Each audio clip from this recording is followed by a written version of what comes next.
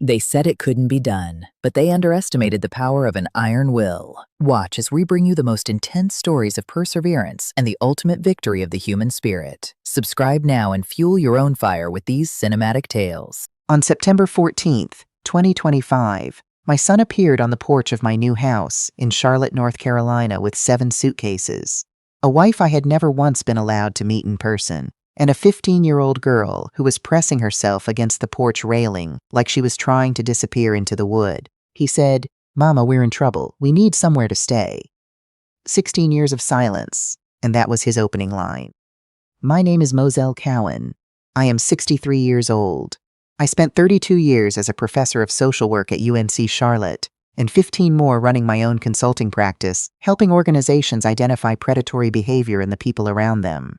I have written papers on manipulation. I have testified in court about it. I have helped families recognize it in the ones they loved most. I looked at my son, this man I hadn't laid eyes on since the second term of the Bush administration, and I said, "Come in." What I did not say was this: I had been ready for 2 weeks. But you need the beginning. You need to understand what kind of woman opens her door to someone who spent 16 years pretending she didn't exist, before you can understand what I was really doing when I said yes. My son was 24 when he cut me off. He had been with his wife for 8 months at that point. She was 27, composed in a way that looked like grace until you spent time around it, and then it started to feel like something else entirely. I noticed things from the beginning. The way she cataloged exits when she entered a room, the way she laughed exactly enough and never more, the way she answered every question about her own family by pivoting to a story about my son instead. I didn't dislike her. I was worried about her. There's a difference, and my son never learned it. In March of 2009, I sat across from him at my kitchen table and told him what I was observing. That his college friends had stopped calling. That he'd missed his cousin's wedding in Memphis. That he'd skipped the last 3 family gatherings without explanation. I used the measured, careful language I had spent 3 decades developing. I said, "Baby, I just want to make sure you're okay."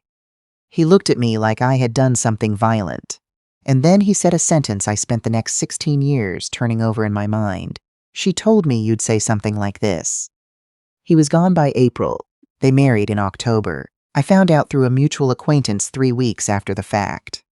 My best friend Gretchen, we met when we were both 22 and terrified in our first year of graduate school, sat with me the night I found out. She didn't try to fix it or reframe it or make it mean something useful. She just stayed. That's what a 40-year friendship looks like. She knew when silence was the only honest response. I did what I have always done when life knocks something loose in me. I worked. I built. I poured everything into the practice until it had 17 active contracts across 5 states. I sold it in the spring of 2024 for just over $2 million to a firm out of Atlanta. I paid cash for my house on Belmore Court, a 5-bedroom craftsman with a screened porch, a deep yard, and a garden I had been designing in my head for 11 years. My neighbor, Mr. Holt, helped me plant the first row of tomatoes the week I moved in. I was happy, real, quiet, unhurried happy, the kind you only find after you stop waiting for someone else to bring it to you. And then September 14th happened. I watched them carry the suitcases through my foyer. My son made 3 trips. His wife stood in the entryway with her arms folded, moving her eyes slowly across my bookshelves, my floors, the original painting above the fireplace. She was assessing, not admiring. I recognized the difference because I had spent 32 years teaching students to see exactly that. The girl, my granddaughter Zora, whom I had only ever seen in photographs Gretchen found on social media, sat on my entryway bench and studied her sneakers. She was 15 and slight for it, with her father's eyes and a bone structure that reminded me of someone I couldn't place for a moment, and then could, her biological mother. A woman named Keisha who had died of an aneurysm when Zora was 3 years old. Keisha had been beautiful a frank, uncalculated way. Zora had inherited that. She also had a bruise on her forearm she kept sliding her sleeve down to cover. I saw it. I didn't say a word. In the kitchen, over coffee no one had asked me to make, my son told me the story. He had left his finance job in 2021 to start his own investment advisory business, real estate syndications, 12 clients, all people from his church and social circle who trusted him because he was one of them. By January of 2025, the money was gone.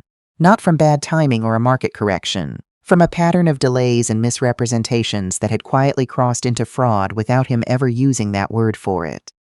A man named Mr. Callahan had filed a civil complaint. Others followed. The total in dispute was $430,000. A criminal referral was pending. He had 30 days to demonstrate a repayment plan before the DA's office proceeded with charges. His wife supplied all the financial details in a calm, helpful voice while my son stared at his cup. When he was done, she reached across the island and placed her hand on top of his. "We should have been here for you a long time ago," she said to me, and she let her eyes go soft at the edges in a way that was very well practiced. "We know that. We're sorry." Zora said nothing the entire time. I told them they could stay 1 week while I considered my options. Then I showed them to their rooms and went to my office and closed the door and sat in the dark. I have spent my career studying the space between what people say and what they mean. What I had just watched in my kitchen was not a homecoming. It was reconnaissance. I called Gretchen at 10 that night. "I need you here at 7 tomorrow," I said. "Bring coffee cake if you want, but come." She arrived at 6:52. I told her everything. She listened with her coffee cooling in her hands, and then asked me the right question the way she always does. "What do you need first?" I slid a folder across the table. Inside was a bank statement, not my real one, which I had spent 2 weeks preparing for exactly this possibility. This one showed a checking account, a savings account, and a single investment account. Total, $1.57 million. Visible, accessible, and enough to make the effort feel worth it without being so large it triggered caution. What it didn't show: the account in a separate institution holding most of my business proceeds, the property I owned in 2 other states, the trust I had quietly established the year before. "Leave this on the counter," I told Gretchen. "Like you set it down without thinking." She shook her head, but she did it. I called my attorney, Veronica Marsh, that same morning. Told her I needed a full background check on both my son and his wife. I told her to check aliases. My house had security cameras in every common area. I had installed them when I moved in, practical for a woman alone in a new neighborhood. My son and his wife didn't know, because most people never think to ask. I reviewed the footage at 1 in the morning. At 11:49 p.m., they came into the kitchen together. The audio on my system is clear. "Did you see the statement?" she said. He said he hadn't looked. $1.5 million in liquid assets, she said. "That's more than enough. We pay Callahan, close the business, and we're out from under this by Christmas." "She's not going to just hand us money," my son said. "We're not asking her to hand us anything," she said. "We get power of attorney, healthcare proxy too. I have someone who can have the paperwork ready by Wednesday. Once those are signed, we move the accounts. We handle it and we're done." "She ran a company," my son said quietly. "She's not confused." "She's 63 and she hasn't seen you in 16 years, his wife said. "She wants to believe you came home. That's all we need." My son said nothing. That silence was the most truthful thing I'd heard from him since he walked through my door. The knock came at 3:14 in the morning. Soft. Apologetic. I opened my bedroom door to find Zora in an oversized sweatshirt, her eyes wet and her jaw set the way you set your jaw when you've decided to do something you're frightened of. "I need to tell you something," she whispered. I pulled her inside and closed the door. She told me she had never been close to her stepmother. She told me she had learned, slowly, through years of small evidence, that the woman her father had married was not who she said she was. She told me that when she was 12, she had overheard a phone conversation, her stepmother on the back porch, speaking quickly and quietly, using a name Zora had never heard her use before. She called herself Pamela, Zora said. Not once. The whole conversation like that was just her name. She told me about the invisible cruelties, the comments about her grades, her posture, her resemblance to her biological mother, delivered pleasantly and without witnesses. She told me about the way her stepmother's whole face and voice shifted when her father walked into a room. She told me that 3 weeks before they came to Charlotte, she had heard a phone call from the kitchen. "If the old woman signs, we're out by Christmas." "I tried to find you," Zora said. "I looked you up and I wanted to email, but she checks my phone." She pulled her sleeve down. "I needed you to know she's not who she says she is. I don't know what she's planning, but I know it's bad." I held her hands in both of mine. "You were brave," I said. "Now I need you to do one more brave thing. Go back to your room. Be exactly who she expects you to be. Don't give her any reason to think anything has changed. Can you do that?" She nodded. Her eyes were steady. "I'm going to fix this," I said, "but I need a few more days." Veronica called me Friday afternoon. "The name Bianca Whitmore appears in no meaningful records prior to 2013, she said, because it isn't her real name. Her name was Pamela Haverford. Born in Trenton, New Jersey, 1983. Her father had owned a small chain of dry cleaning operations in Bergen County. Between 2008 and 2011, she had siphoned funds from the business, 41 transfers over 38 months, totaling just under $200,000. Her father discovered it during a tax audit. He pressed charges against his own daughter. She was convicted on 3 counts of fraud in 2012, served 14 months, released in January of 2013. She met my son the following year. She had already changed her name legally using a court order filed in Essex County. She told him her family had cut her off for marrying outside her social class. He believed her because he was grieving and isolated, and she was very good at knowing exactly what a lonely man needed to hear. Since then, Veronica had documented 2 other cases. A retired schoolteacher in Asbury Park in 2018 who signed over $40,000 before her niece intervened. A widower in Delaware in 2021. $63,000 gone before he understood what had happened. Neither had pursued prosecution to completion. They were embarrassed. They felt foolish. They wanted her gone more than they wanted justice. I found the pills on Saturday. I went to take my actual blood pressure medication, which I keep in the top right drawer of my bathroom vanity, and something on the middle shelf of the medicine cabinet stopped me. A prescription bottle I had never seen before. My name on the label, a prescribing physician I had never heard of, a medication that meant nothing to me. I photographed the bottle, sealed it in a plastic bag, and texted Veronica at 9 o'clock that night. The forensic pharmacist's report came back Tuesday. The compound was a benzodiazepine combined with a high-dose antihistamine. Taken nightly over 10 to 14 days, the pharmacist wrote, it would produce measurable cognitive symptoms, confusion, difficulty with recall, impaired judgment. Documented over time in medical records, those symptoms could provide a clinical basis for a competency challenge. She wasn't just planning to take my money. She was planning to build documentation that I was no longer capable of protecting it. Tuesday evening at dinner, she set a mug of chamomile tea beside my plate. "You look tired today," she said warmly. "My grandmother used to make this. It'll help you sleep." I thanked her. When she turned back to the kitchen, I poured the tea into the large potted fern beside the window. I had checked 3 days earlier. It was silk. It would never be the wiser. I invited people for Saturday dinner, 62 of them. Former graduate students, colleagues from the university, women from my church and my neighborhood garden club, 2 members of the city planning board I had consulted with, and Veronica carrying her briefcase. Also Mr. Callahan, because I had asked him to meet with me privately first, and he had said yes. I sat across from Mr. Callahan in his office downtown on Thursday morning. He was 60 years old, quiet, the kind of man who had earned his steadiness the hard way. His daughter's college fund had gone into my son's business, $110,000. I told him I wasn't there to ask for patience. I was there to offer a plan.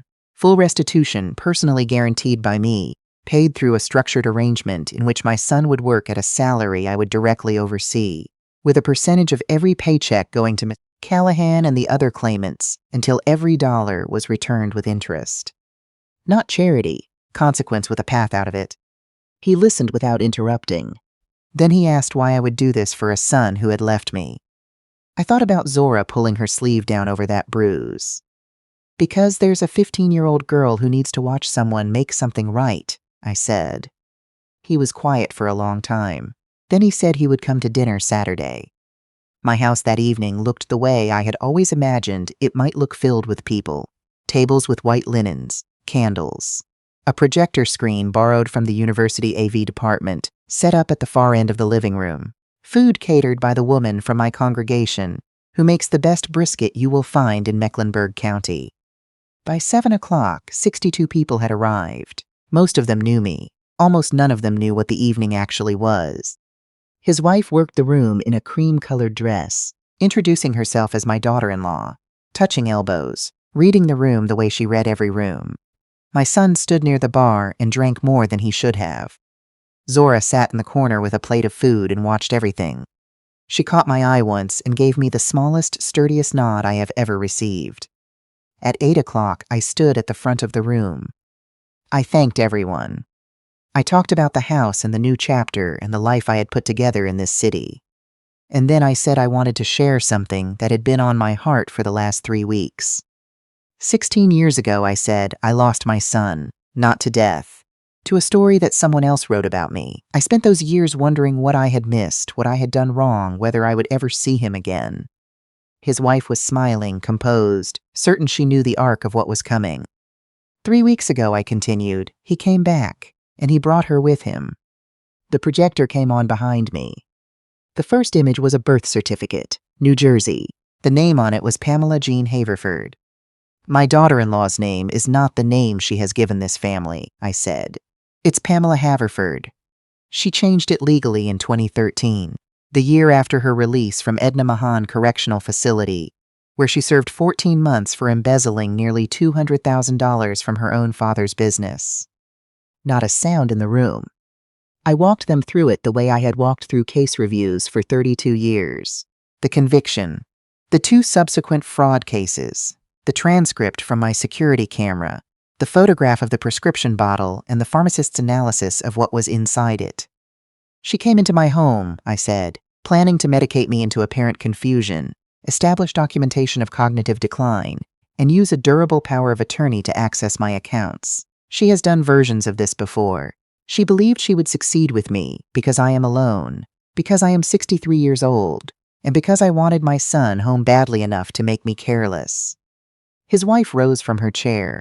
Those documents are fabricated, she said, and her voice was still controlled, still working. You have no right. Sit down, Pamela. That was Veronica, from the third table. She didn't raise her voice. She didn't need to. Every document here is certified by the state of North Carolina and the state of New Jersey. And there are 2 officers at the door who would like to speak with you before you leave. She turned. She saw them. For 1 second, her face showed me exactly who she was underneath all of it. Not rage, not fear, just a cold, rapid calculation about what move remained. There wasn't one. My son had not moved from his chair. He was looking at his hands. The people in this room know me, I said, looking at him. They can tell you who I am and what I've built, and that I have never once in my life needed anyone to manage my affairs. But that's not why I brought them here. I paused. I brought them here so that 62 witnesses could see you do the right thing tonight. So that your daughter could see it. So that you could stop doing the wrong thing in private and start doing the right thing in front of people who will hold you to it. He stood up slowly. He walked to where I was standing. He looked at me for a long moment, and I saw in his face something I had waited 16 years to see. Not the son who left, but the boy who used to trail behind me through the campus garden asking the names of every plant. I'm sorry, Mama, he said. He said it plain and he didn't dress it up. I'm sorry for all of it. They took his wife out quietly. She was good until the very end, which I expected. Some people perform composure down to the last moment because it's the only power they have left. Later, when the caterers had gone and the guests had filtered out, and it was just the 4 of us, my son, Zora, Gretchen, and me, sitting in the kitchen under the low light with leftover brisket and cold cornbread, my son finally looked across the table at me. Why didn't you just throw us out, he said. I looked at Zora. She had eaten until she was satisfied for the first time in what I suspected was a long time, and had dozed off in the chair beside me, her head tilted toward my shoulder. Because of her, I said. He signed the custody papers the following Tuesday. Veronica notarized them. Zora came home with me that afternoon and put her backpack in the room with the window seat overlooking the backyard, and stood there for a minute looking out at the garden like she was learning the shape of something. His wife was charged with fraud, elder financial abuse conspiracy, and distribution of a controlled substance without authorization. She pled guilty 4 months later, 5 years. My son started work in January. I had opened a small consulting practice again, scaled down, focused on community nonprofits and housing advocacy. He came in at the bottom, the way you have to when you're rebuilding something you broke. Filing. phone calls, site visits in neighborhoods where nobody treated him like anything other than a man who showed up and did what he was asked. The first payment to Mr. Callahan's group went out on time in February, in full. By spring, Zora had joined her school's garden club. She had seen my raised beds and asked what I was growing, and I told her, sugar snap peas, 3 varieties of tomatoes, and more basil than 2 people could ever use. She asked if she could help. She was there every Saturday morning. After a few weeks, my son started bringing coffee out to the garden in a thermos and sitting on the steps to watch, not saying much, just learning how to be in a place without taking from it. One morning in late May, Zora straightened up from the row we were working and looked at me with her mother's eyes and her grandmother's steadiness. "Do you think he's going to be okay?" she said. I looked at my son. He was reading the seed packet on a packet of sunflowers she had chosen at the hardware store 2 weeks before. "I think he's working on it," I said, "and that's the beginning of okay." She filed that away in the quiet way. She processed things and went back to the soil. At 63 years old, I know this much. People will underestimate you if you give them room to. They will see your age and your aloneness, and the space grief carved in you, and they will mistake it for softness. They will walk through a door left slightly open by longing and believe they've found something unguarded. What they don't account for is what time builds in you. The kind of stillness that grows from decades of watching people tell on themselves. The patience that develops when you have spent 30 years studying the distance between what a person says and what they mean. I spent 16 years being invisible to my son. In that time, I learned things his wife never imagined an old woman would have any reason to know. We planted the sunflowers that Saturday, all 3 of us, in a long row along the back fence, positioned east so they would turn toward the light the whole summer through. Zora pressed the last one down and looked up at me. "Do you think they'll grow tall?" she said. "They always do," I said, "if you put them where they can find the sun." She smiled the way she smiled now, fully, without checking first to see if she was allowed. My son looked up from the empty seed packet and saw it, and I watched something shift in his face. Not relief exactly, but the beginning of deserving something good. We stayed there a while longer, the 3 of us, hands in the dark soil, the morning light coming over the fence, and finding us in the garden where we had planted our beginning.